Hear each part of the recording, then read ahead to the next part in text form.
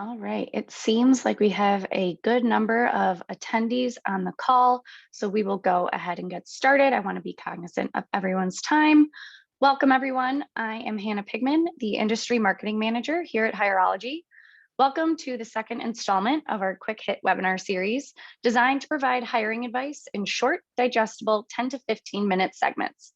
In this series, we're going to be focusing on the future of hiring and how to win in the current challenging hiring climate. For the second webinar of this series, we're going to be talking about all things remote onboarding in the age of hybrid work.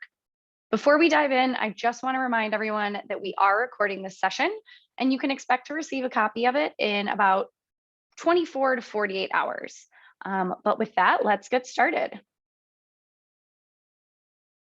Okay, I'm sure everyone has seen these headlines in the news. Love it or hate it, hybrid work is here to stay.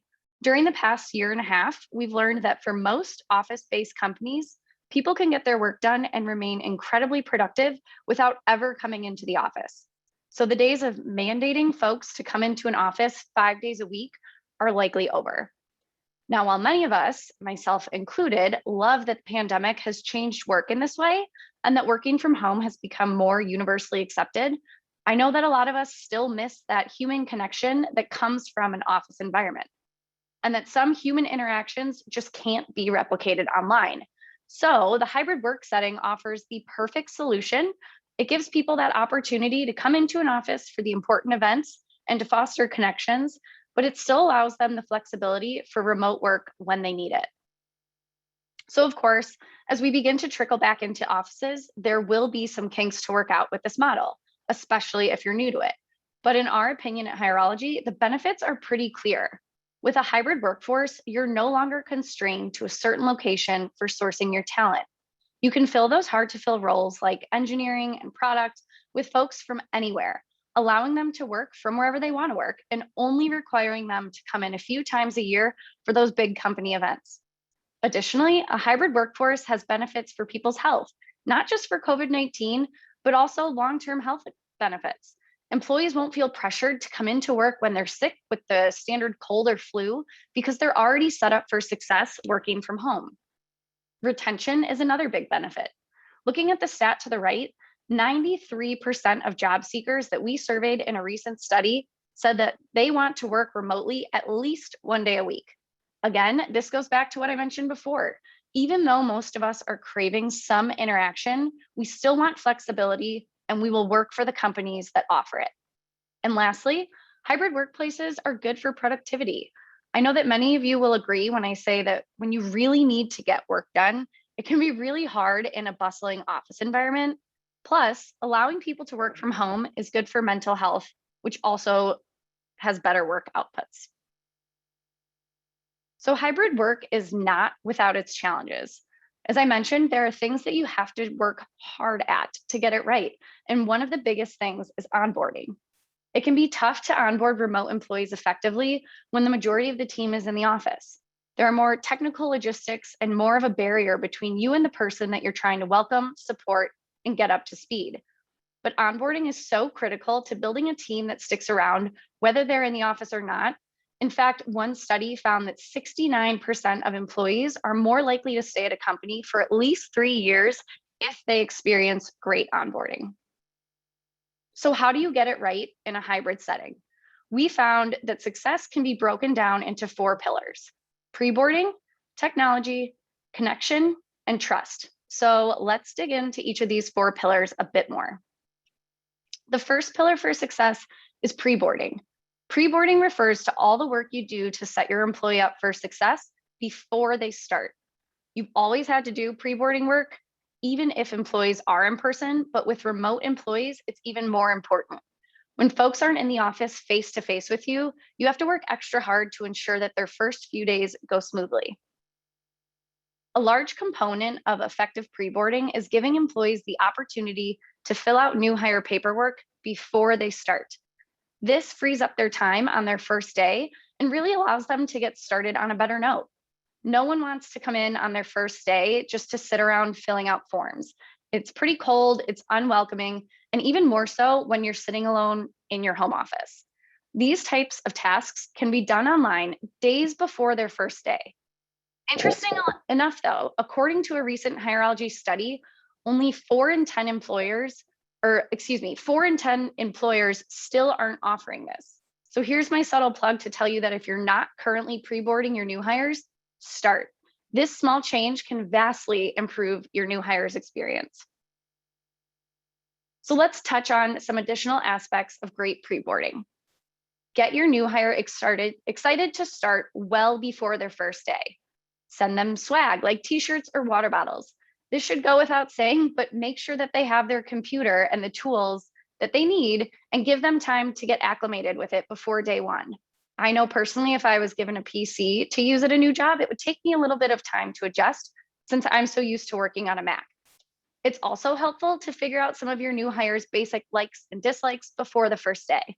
For example, if you know that they like coffee, send them a gift card for coffee for them to use on their first day to replicate that warm and welcoming environment that you might get in the office.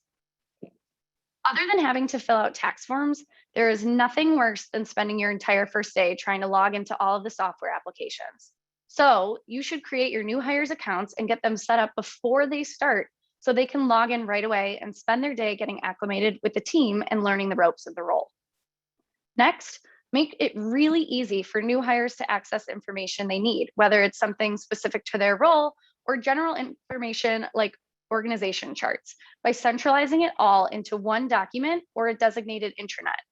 This stuff is so much easier to facilitate and share in person, so you have to be really intentional about organizing and preparing it all for your remote employee ahead of time.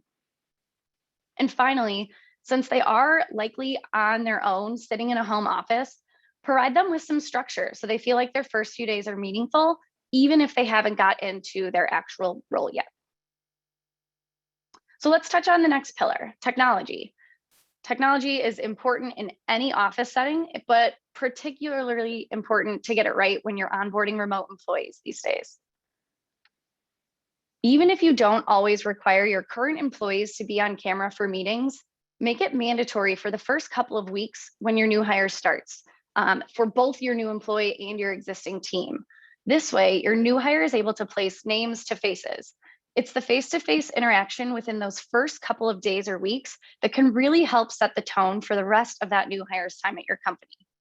It's also way more of a welcoming experience to see faces of your team versus seeing blank Zoom boxes or static pictures of headshots. So we all know video calls are only one aspect of a tech-savvy hybrid environment. So there are a few other key pieces of tech that you need in your office in order to make this work. First, you want to have great microphones so that your remote folks can hear and follow along to the meetings happening in person. You should also invest in large conference room screens and quality cameras throughout your office. This will make it easier for your in-office team to see and engage with your remote employees. And of course, make sure everyone has a Zoom or other video conferencing account so they can facilitate their own one-on-one meetings outside of what you have scheduled for them. And the key here is not to just have this tech stack available, but to make sure it works and that employees in the office know how to use it. So let's touch on the third pillar, connection. Connection is the part that is a lot harder to recreate virtually.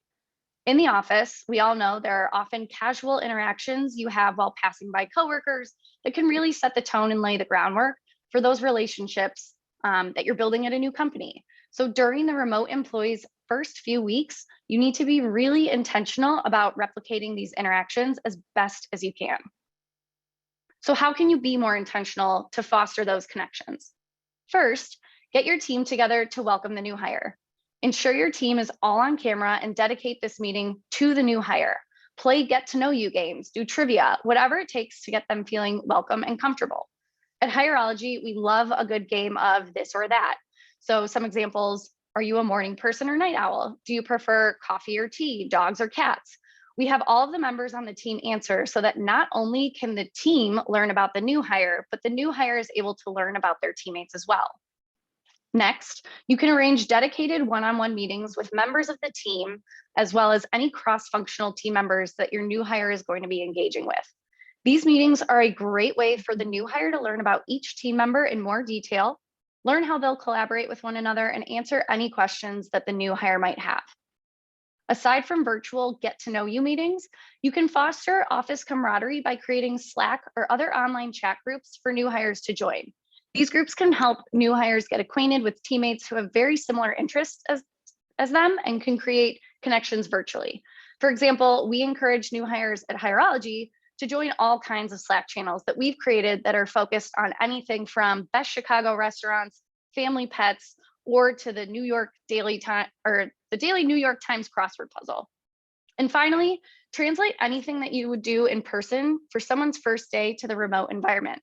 An example, if you typically take a new hire out to lunch when they're in the office, you could encourage the remote employee to order takeout for lunch and then bill it back to the company. And the last key pillar to effective remote onboarding is trust. Trust is critical for an effective hybrid workplace. Most people don't like to be micromanaged, especially now that working remote is so normal and widely accepted. While it's good and sometimes necessary to have structure and meetings scheduled, you want to make sure that you're not overly prescribing out your new hire's day. Give them time to learn the ins and outs of their new role and figure out their own routine and structure. When your team feels like you trust them to get the work done on their own time and in their own working environment, which the pandemic has shown us is possible, then in turn, they'll respect you as an employer and want to do good work for you. If you break that trust, assume the worst, and begin to micromanage, you'll lose that respect.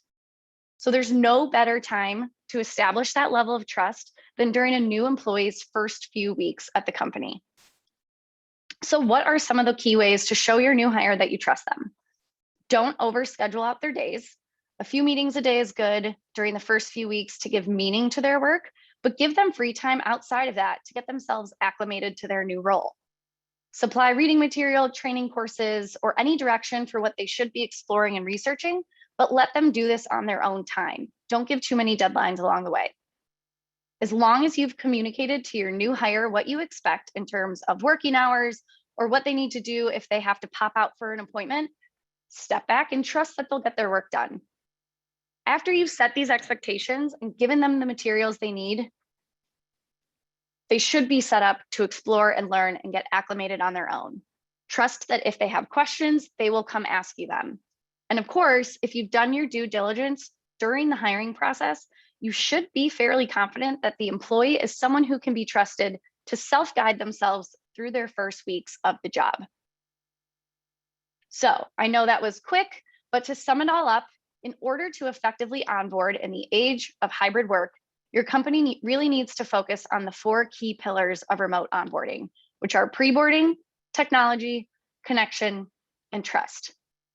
So if any of the advice I walked through today resonated with you, or if you want to learn more about how Hireology can help you hire the right folks for your hybrid workforce, please reach out to us at info@hireology.com.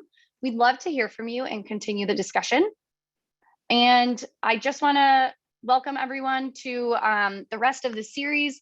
If you can join us next week, that would be great. Wednesday, July 28th at 2 p.m. Central for the 3rd session of the series. Drive more applicants with a diversified channel strategy. We would love to have you there, but thank you all again so much, and I hope that you have a great rest of your week.